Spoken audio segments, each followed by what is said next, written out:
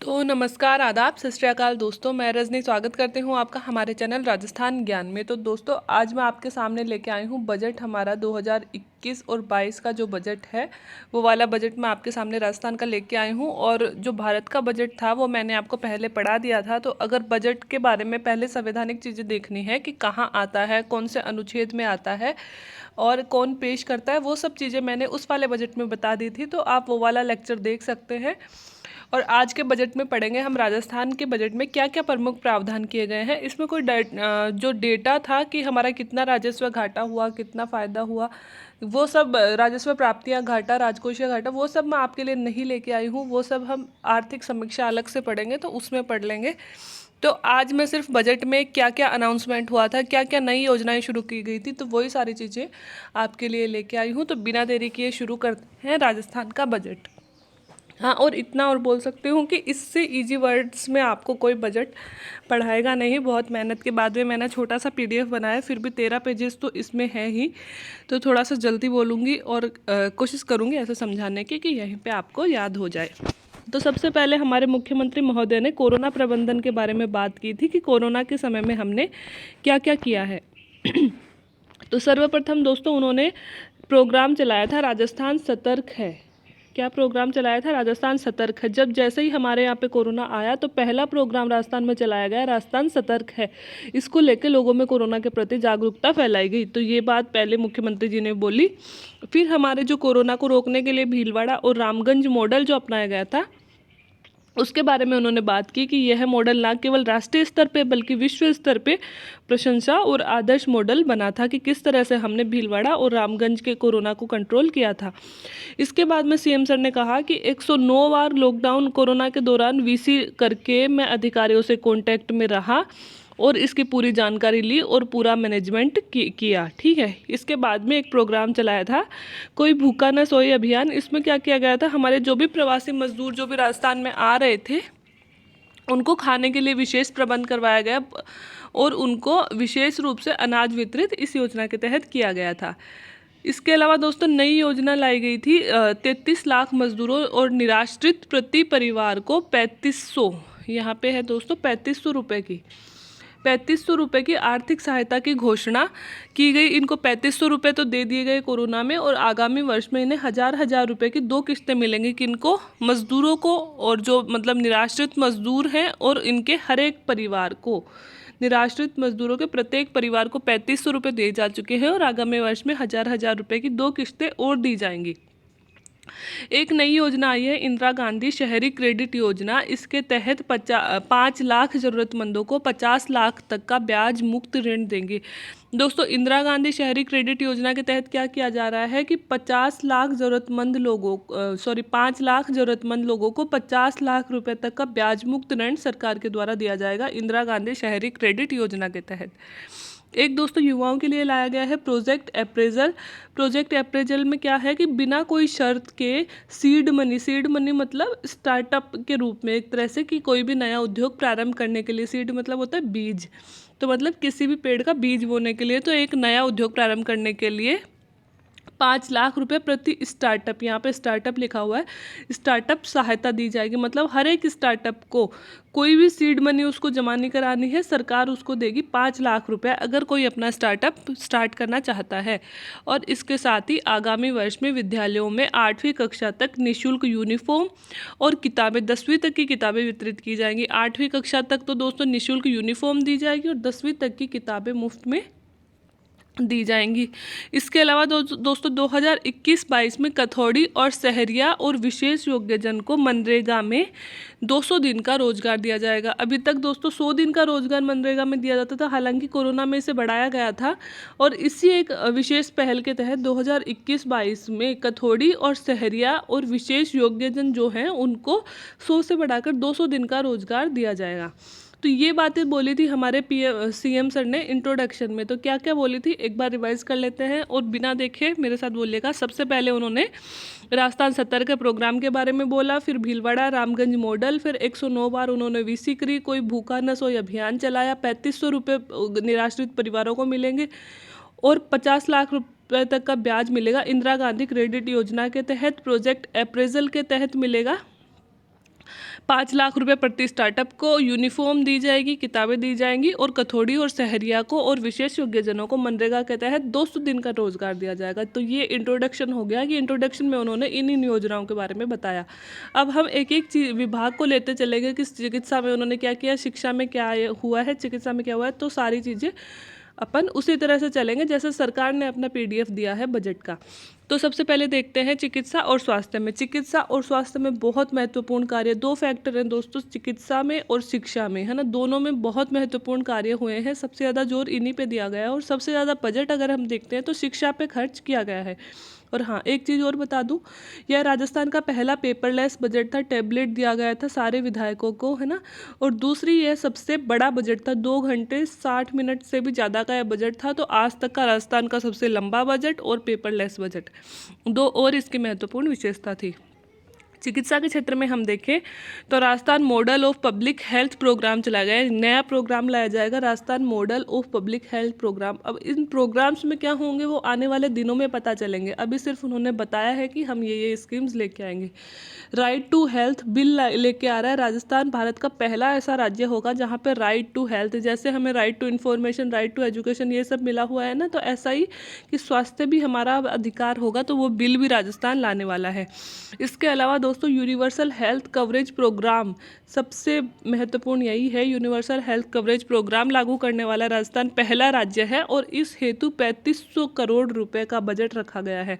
अब इस प्रोग्राम में करेंगे क्या दोस्तों, यूनिवर्सल हेल्थ में जो हमारी आयुष्मान भारत महात्मा गांधी स्वास्थ्य बीमा योजना है, सबसे पहले तो इस योजना में 2-3 और श्रेणियां जोड़ दी गई हैं। कौन, संविदा कर्मी और लघु और सीमांत किसान, है ना, इनको भी अब आयुष्मान भारत में जोड़ दिया गया है।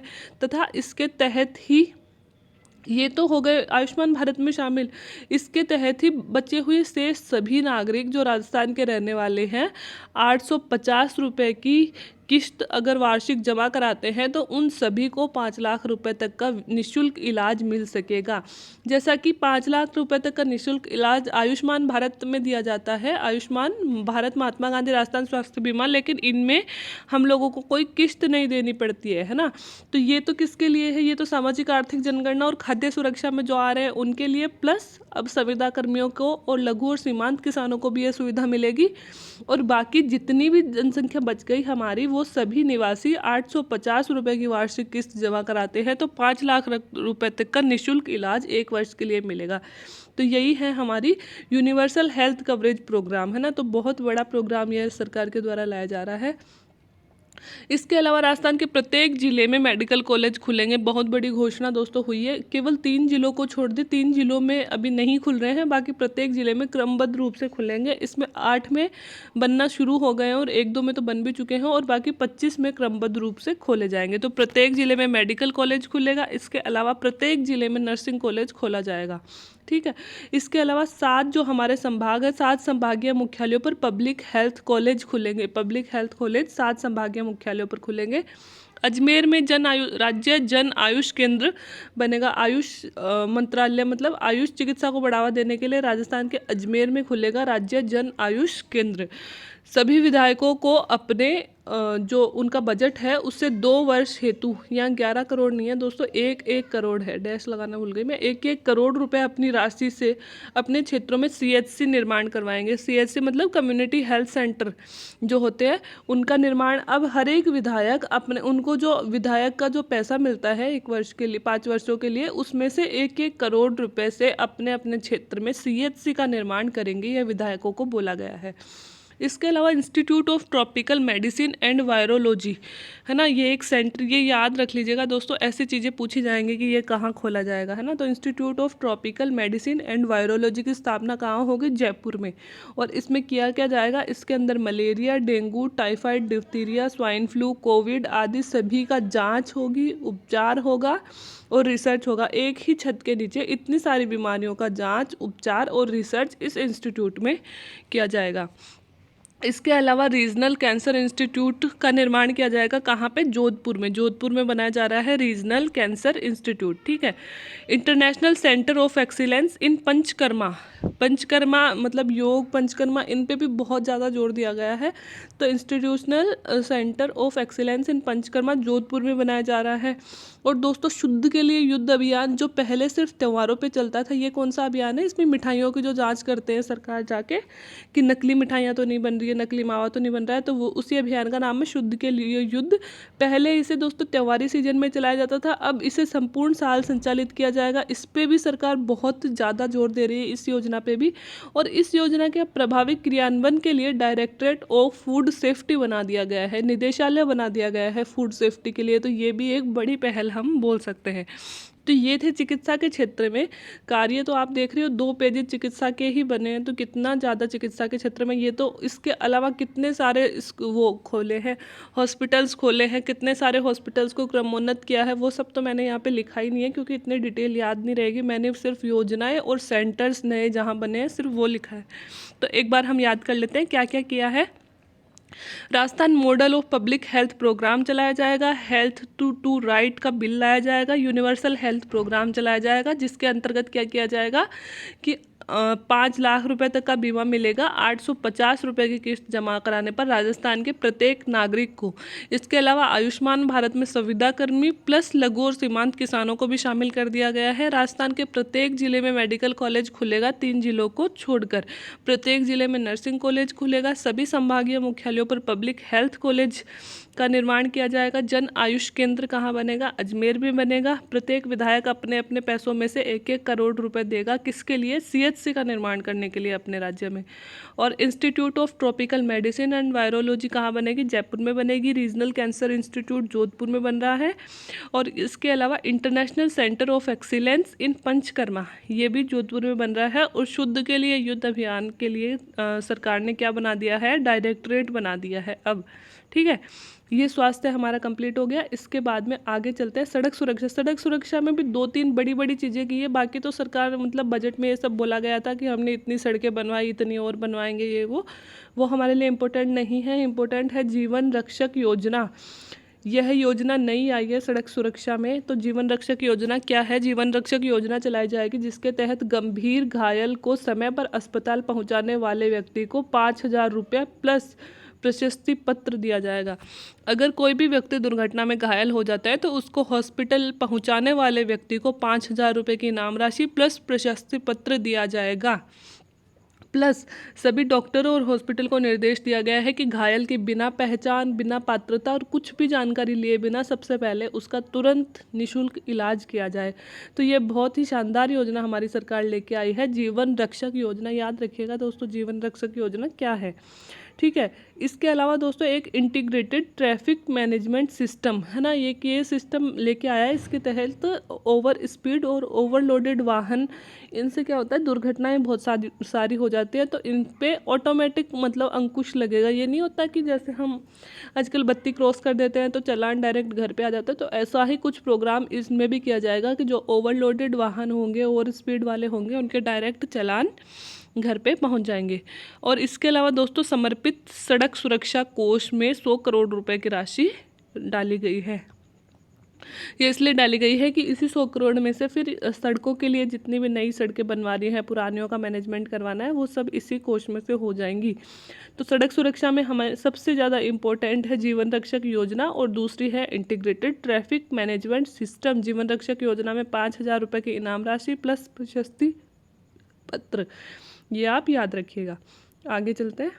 आगे है दोस्तों शिक्षा भी बहुत इंपॉर्टेंट है। तो सबसे पहले शिक्षा के क्षेत्र में कस्तूरबा गांधी विद्यालयों को स्मार्ट टीवी और सेटअप बॉक्स, ऑनलाइन शिक्षा को बढ़ाने के लिए सरकार ने बहुत प्रयास किए और बहुत तरह के चीज़ें इन्हीं के लिए लाई है। तो ये स्मार्ट टीवी, सेटअप बॉक्स, ये सभी ऑनलाइन शिक्षा को आगे बढ़ाने के लिए सरकार कर रही है। इसके अलावा जो भी सरकारी छात्रावास है सभी में इंटरनेट कनेक्शन दिया जाएगा ताकि बच्चे ऑनलाइन पढ़ाई कर सकें। ऑनलाइन लर्निंग बढ़ाने हेतु सभी यूनिवर्सिटी, जो भी सरकारी यूनिवर्सिटी हैं, उनकी जो लाइब्रेरी है उनमें फ्री वाईफाई सुविधा दी जाएगी। ठीक है। और गांधी जी के नाम से कम 8-10 योजनाएं सरकार ने चलाई हैं दोस्तों। तो गांधी जी की, क्योंकि गांधी जी की 150वीं वर्षगांठ हम मना रहे हैं, तो इस पे भी बहुत ज़्यादा जोर दिया है। तो गांधी जी की 150वीं जयंती पर सरकार ने अभी जो शांति और अहिंसा प्रकोष्ठ बनाया था, अब इसको भी और ज़्यादा उन्नत करके शांति और अहिंसा निदेशालय बना दिया है। निदेशालय मतलब वही डायरेक्टरेट बना दिया, मतलब इसको और ज़्यादा शक्ति दे दी है।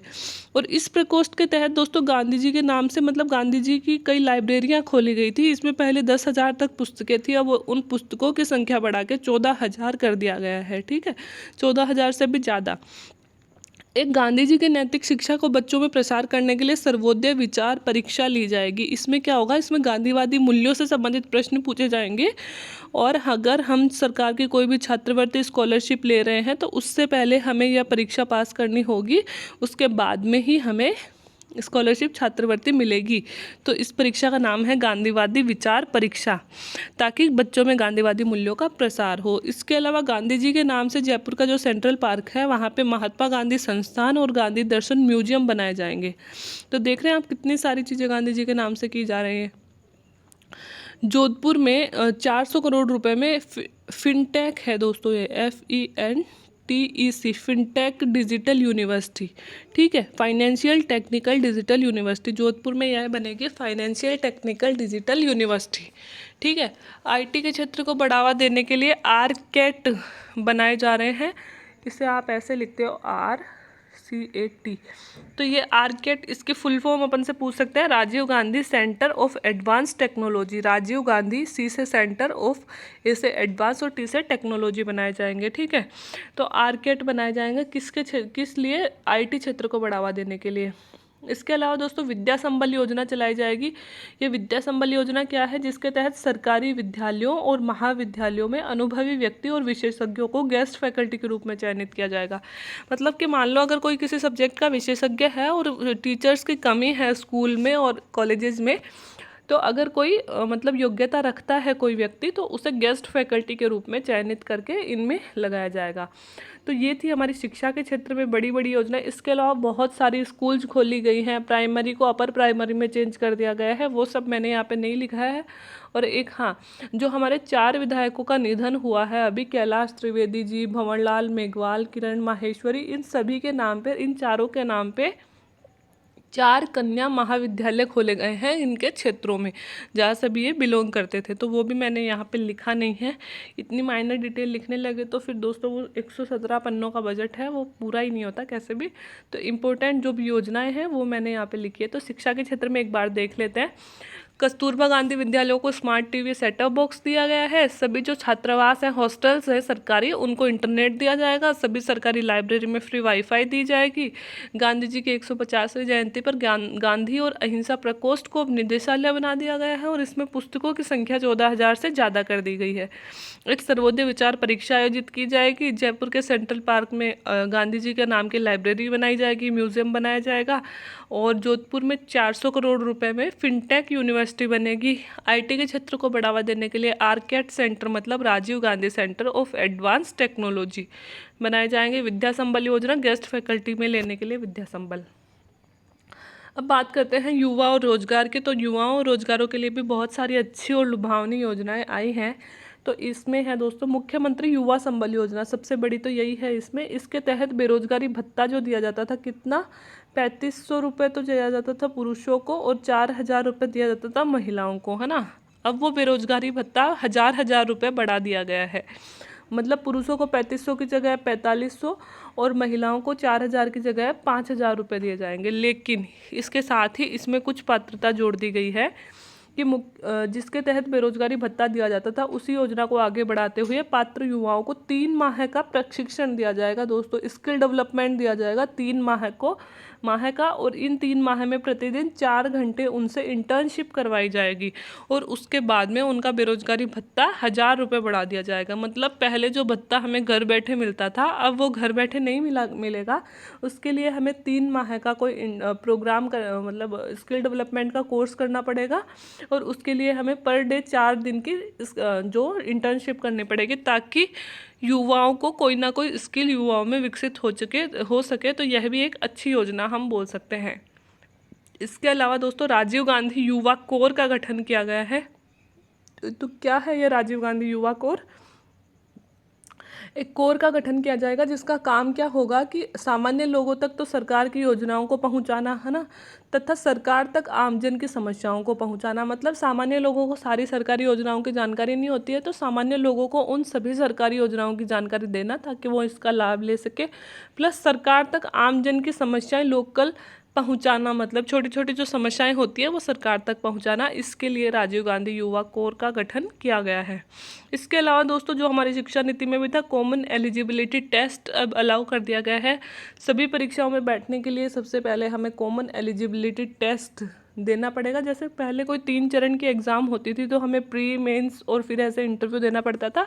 अब सभी एग्ज़ाम्स के लिए हमें एक प्री एग्ज़ाम देनी पड़ेगी और इसको नाम दिया गया है कॉमन एलिजिबिलिटी टेस्ट। ठीक है। प्रतियोगी परीक्षा में अगर हम भाग ले रहे हैं और हम बस में बैठ के जा रहे हैं तो हमारी वो सेवा, बस की यात्रा निःशुल्क होगी। अब हम किसी भी भर्ती की परीक्षा देने जाते हैं तो हमारे से कोई किराया नहीं लिया जाएगा। एक दोस्तों मेजर ध्यानचंद स्टेडियम योजना लाई गई है जिसके तहत लगभग सभी जिलों में स्टेडियम का निर्माण किया जाएगा। एक दोस्तों high performance training and rehabilitation centre खोला जाएगा जयपुर में SMS स्टेडियम में। इसका काम क्या होगा? खिलाड़ियों को उच्च तकनीकी फिजियोथेरेपी की सुविधा मिलेगी। अगर किसी खिलाड़ी को चोटिल हो जाते हैं तो उन्हें अच्छी फिजियोथेरेपी की सुविधा दिलाने के लिए high performance training and rehabilitation centre खोला जाएगा। कहाँ? जयपुर के SMS स्टेडियम में। एक बरकतुल्ला खान स्टेडियम का जीर्णोद्धार, इसके लिए दोस्तों बहुत बड़ी राशि दी गई है, तो इसलिए मैंने इसे लिखना ज़रूरी समझा कि बरकतुल्ला खान का जो स्टेडियम है उसका रिन्यूएशन किया जाएगा। यह स्टेडियम कहाँ है? अपन से पूछ सकते हैं एग्जाम में, तो यह जोधपुर में है। इसके अलावा हैंडबॉल एकेडमी बनाई जाएगी जैसलमेर में, आर्चरी एकेडमी बनाई जाएगी डूंगरपुर में और यूथ एक्सीलेशन सेंटर बनाया जाएगा जयपुर में। 3 ये सेंटर भी याद रख लेना, हैंडबॉल एकेडमी जैसलमेर में, आर्चरी एकेडमी डूंगरपुर में और यूथ एक्सीलेशन सेंटर कहाँ? जयपुर में। तो ये 3-4 चीज़ें भी याद रख लेना। तो युवाओं के लिए क्या क्या कर दिया गया है? मुख्यमंत्री युवा संबल योजना के तहत जो हमारा बेरोजगारी भत्ता था वह 1000 रुपये बढ़ा दिया गया है। राजीव गांधी युवा कोर का गठन किया गया है। कॉमन एलिजिबिलिटी टेस्ट लागू कर दिया गया है।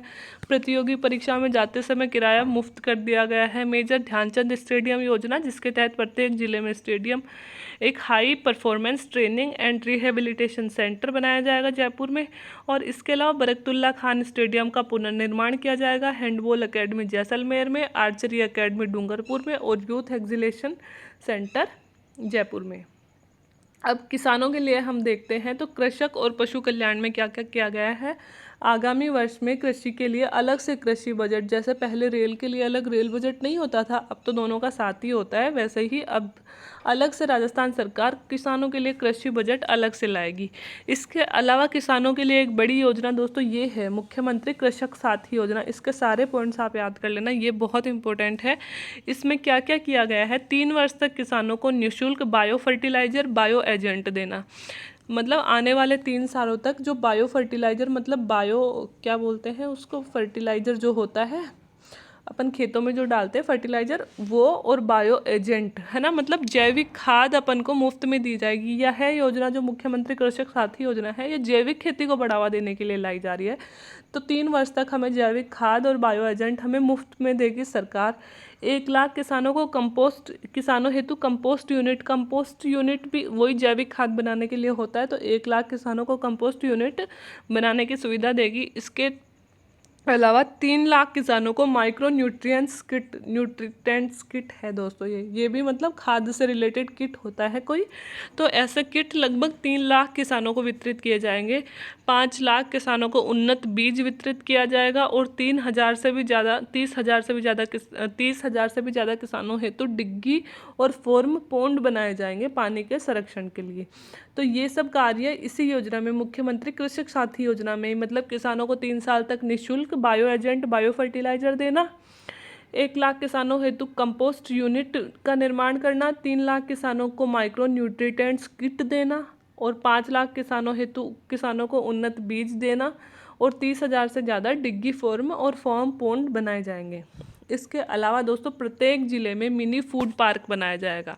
क्या बनाया जाएगा? मिनी फूड पार्क अब प्रत्येक ज़िले में होगा। और एक बड़ा मेगा फूड पार्क बनेगा, वो कहाँ बनेगा? मथानिया जोधपुर में। 5 वर्षों तक किसानों हेतु बिजली की दरें नहीं बढ़ाई जाएंगी, है ना। किसानों के लिए बिजली की दरें आने वाले 5 वर्षों में नहीं बढ़ाई जाएंगी।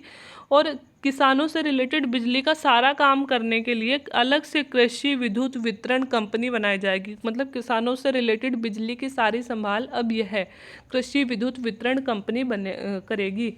1000 कस्टम हायरिंग सेंटर, मतलब अगर किसानों को कृषि से रिलेटेड कोई भी यंत्र अगर उधार में लेना हो तो उसके लिए 1000 कस्टम हायरिंग सेंटर खोले जाएंगे। इसके अलावा दोस्तों पशुपालकों के लिए ये इम्पोर्टेंट है, मोबाइल वेटनरी एम्बुलेंस। जैसे इंसानों के लिए एम्बुलेंस होती है वैसे ही अब पशुओं के लिए भी एम्बुलेंस बनाई जाएंगी। और इसका नंबर होगा 102। जैसे इंसानों का एम्बुलेंस नंबर होता है 104, इसके लिए हमें 102 नंबर पे फ़ोन करना होगा। हमें इसके लिए मोबाइल वेटनरी एम्बुलेंस घर आ जाएगी ताकि पशुपालकों को उनके घर पर ही आपातकालीन पशु चिकित्सा मिल सके। तो यह भी इम्पोर्टेंट है। इसके अलावा राज्य स्तर पर पशुपालक सम्मान समारोह बनाया जाएगा ताकि हमारे राज्य में पशुपालन को ज़्यादा से ज़्यादा बढ़ावा मिल सके। तो ये थी दोस्तों कृषकों के लिए योजना।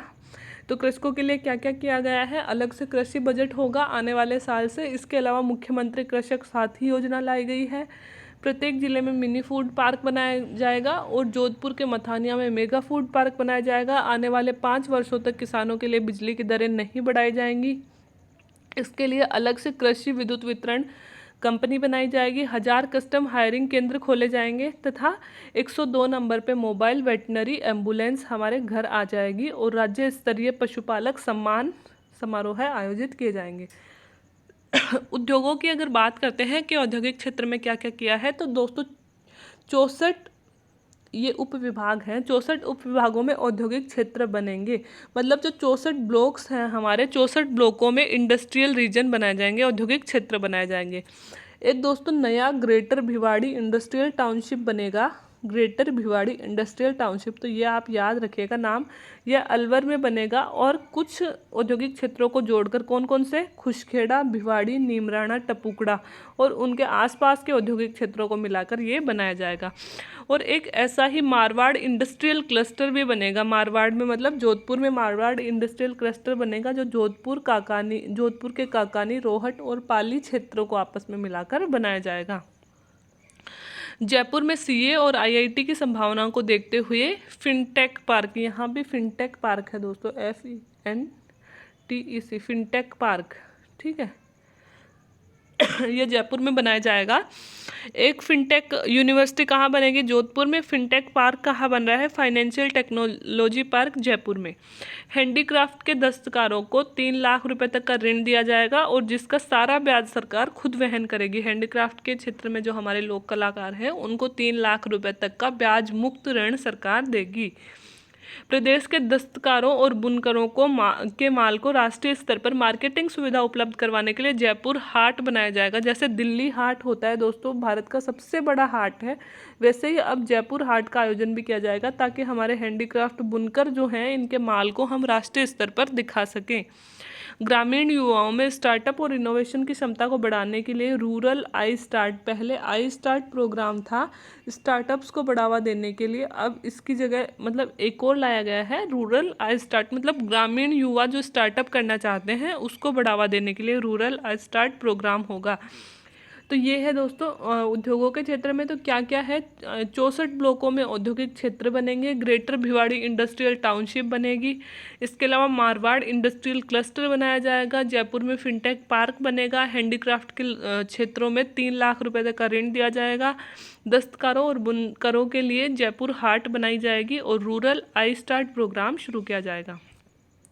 बात करते हैं सामाजिक सुरक्षा की। सामाजिक सुरक्षा में सरकार क्या क्या कर रही है, तो मुख्यमंत्री अनुप्रति कोचिंग योजना लाई गई है।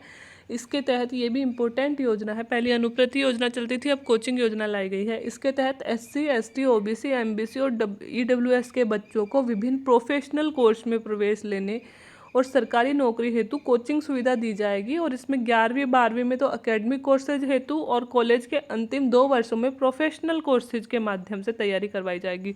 11वीं 12वीं के बाद अगर कोई एकेडमिक कोर्स करना चाहता है तो वो तैयारी सरकार करवाएगी, और कॉलेज के अंतिम 2 सालों के साथ साथ कोई प्रोफेशनल कोर्स, कुछ प्रोफेशन सीखना चाहता है तो वो तैयारी भी सरकार करवाएगी। किसको? SC ST OBC MBC और EWS के बच्चों को। योजना का नाम है मुख्यमंत्री अनुप्रति कोचिंग योजना। ठीक है। अंबेडकर DBT वाउचर योजना के तहत SC ST OBC MBC और EWS हेतु कॉलेज छात्रावासों में आवासीय सुविधा दी जाएगी। तो ये भी DBT वाउचर योजना है, इसके तहत भी इन वर्गों के क्षेत्रों को छात्रावासों में आवासीय सुविधा दी जाएगी। इसके अलावा दोस्तों समेकित बाल पुनर्विकास केंद्र खोले जाएंगे। कहाँ कहाँ पर? बीकानेर, भरतपुर, अजमेर, उदयपुर, कोटा में। और ये किस लिए होंगे? बच्चों में नशे की प्रवृत्ति को रोकने के लिए। समेकित बाल पुनर्विकास केंद्र। ठीक है। एक इम्पोर्टेंट योजना ये है मुख्यमंत्री निःशुल्क दवा योजना, जो हमने पहले कई बार पढ़ी है। इसमें अब इस योजना का विस्तार करते हुए सैनिटरी नैपकिन पहले सिर्फ किशोरियों को दी जाती थी, अब सभी महिलाओं को मुफ्त में सैनिटरी नैपकिन दी जाएगी। मुख्यमंत्री निःशुल्क दवा योजना के तहत मुफ्त में सैनिटरी नैपकिन दी जाएगी। ठीक है। तो बहुत बड़ी योजना बोल सकते हैं हम महिलाओं के लिए। एक महिलाओं के लिए इंदिरा महिला शक्ति केंद्र बनाए जाएंगे। इनका काम क्या होगा? महिला की समस्याओं का समाधान करना, और अगर कोई महिला मानसिक रूप से परेशान है तो उसके लिए काउंसलिंग सुविधा भी उपलब्ध करवाना। इंदिरा महिला शक्ति केंद्र।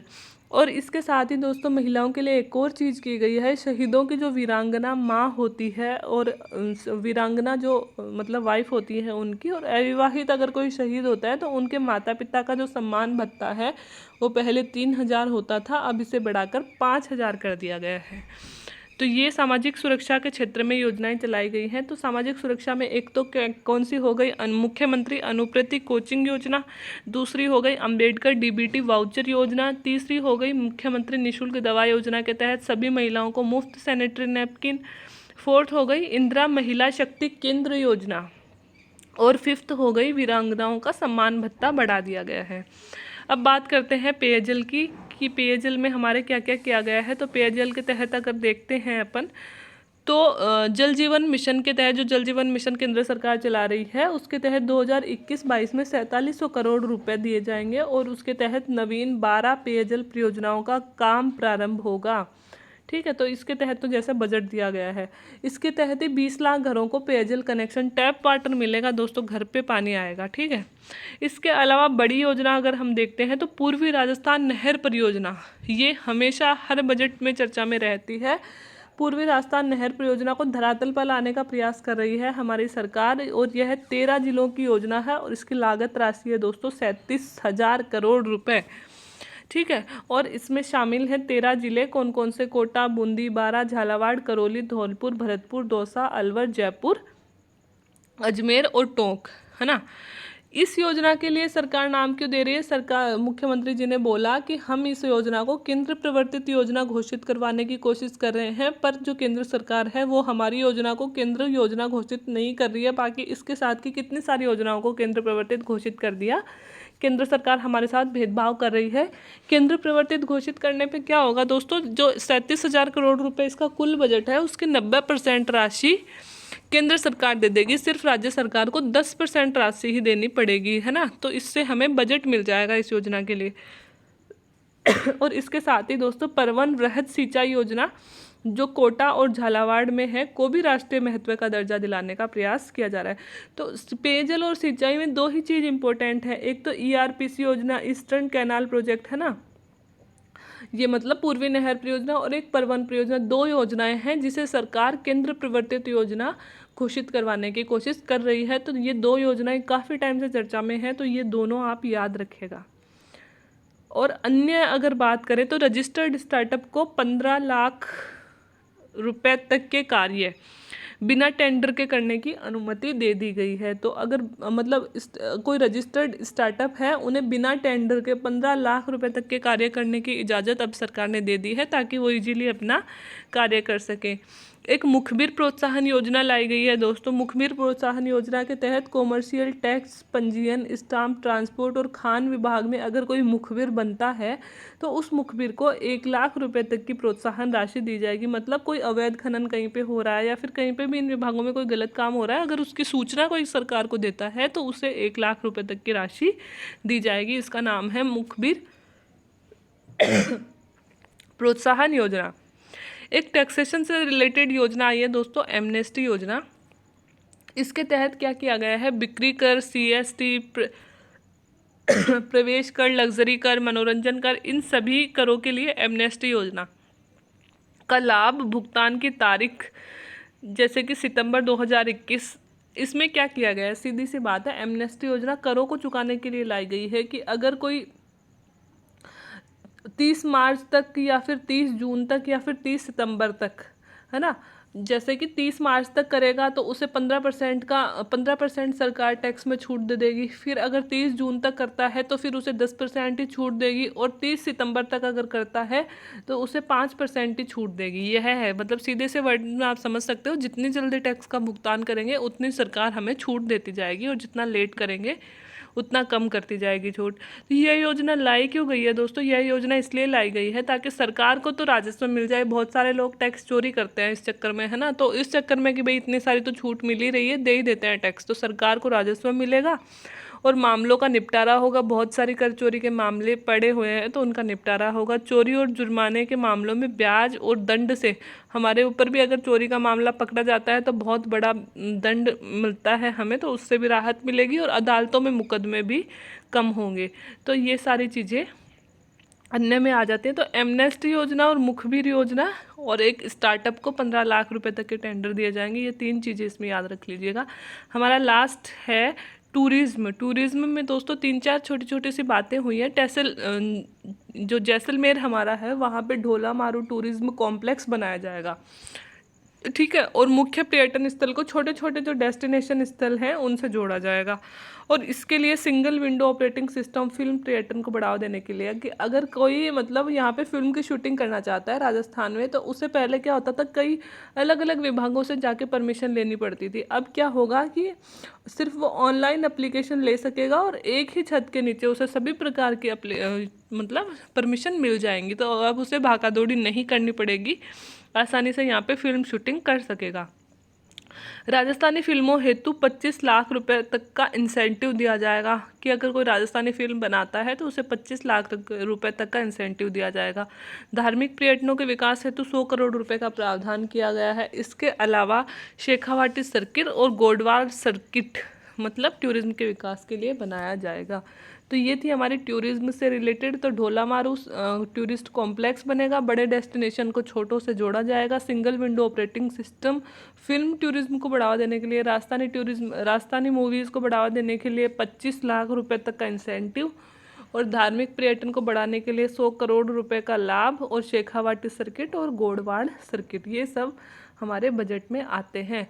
तो उम्मीद है दोस्तों बजट आपको याद ही हो गया होगा। बोलते बोलते ही मैंने हर एक पॉइंट को 2-3 बार रिवाइज़ किया है, तो उम्मीद है कि समझ में आ गया होगा। और प्लीज़ इसे तो रट ही लीजिएगा आप, क्योंकि आने वाले पूरे साल में सारी यही योजनाएं तो लागू होने वाली है, और इन्हीं योजनाओं में से हमारे लिए क्वेश्चन बनने वाले हैं।